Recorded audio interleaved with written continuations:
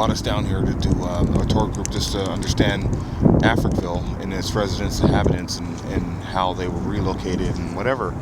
And well, I know all about this myself because Mom got the book, and my family's directly associated. Joey Skinner, he had the homestead on here. You guys drank out as well and things.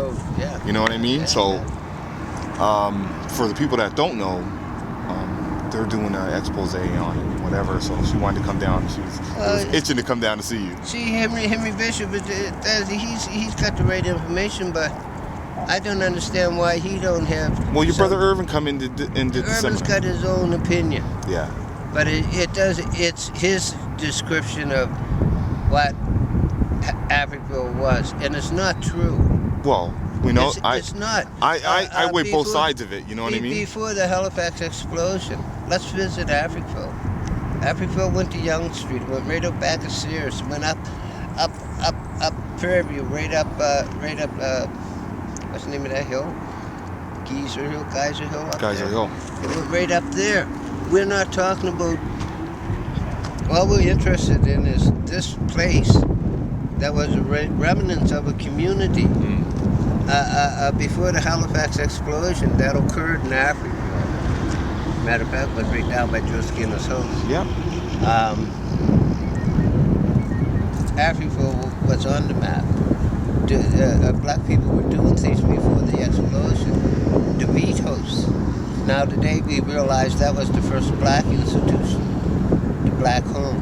That's why it's haunted. No, that's why they were saying that the first colored children's home started over in Preston. That's not true. That's not true. After the explosion, that's when they built the home in Preston. Mom's 81. Before Mom will tell you that too. Check it out. Before that, the Beat House, that was built by black people for black children that were orphaned. There must have been an awful lot of black kids that were orphaned in that day. Okay, then you look at the mentality of that day. Black people were building churches. Yep. Because they built our church. They were building schools. They were building orphanages. What happened? What went wrong that changed everything? Are you filming That this? took a vital community that we were doing a lot of things, and they turned racist towards us.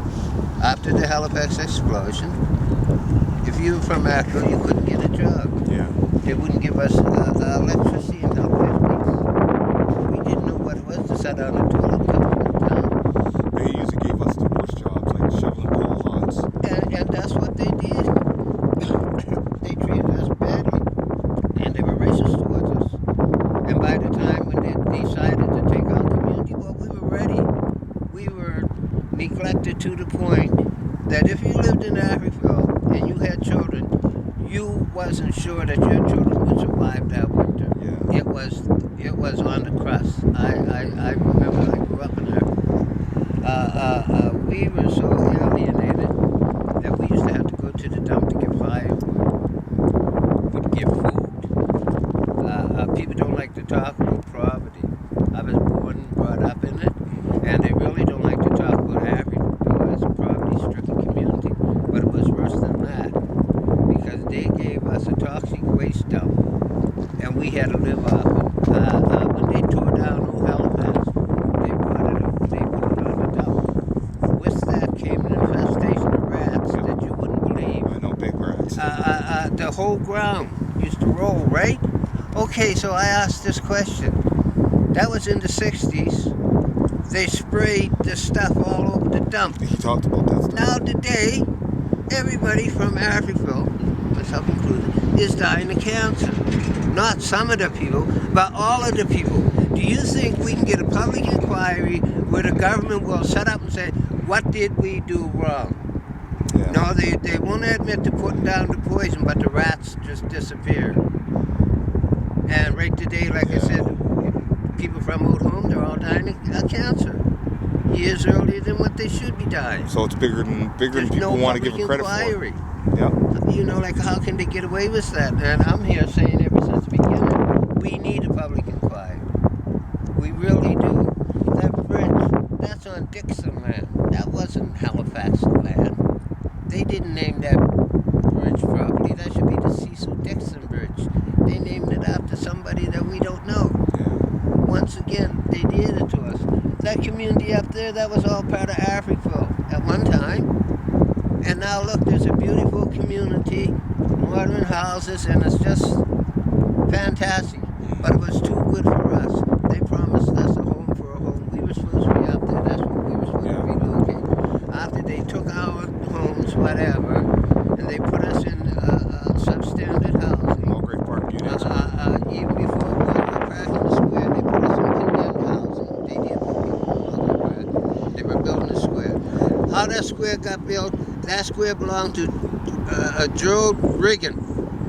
Riggin and them guys made a deal with the city to sell all his condemned housing on Gary Street, on Uniac Street, on Vatican Street, and that whole area where they put the square.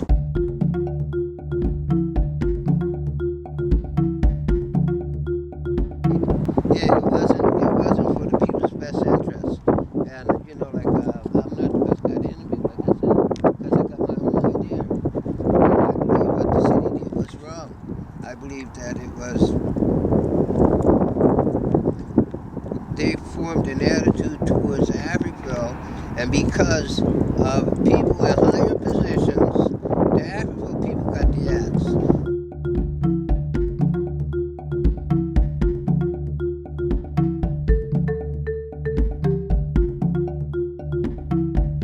A bunch of lies. They told me they would reimburse me for my little house and my truck.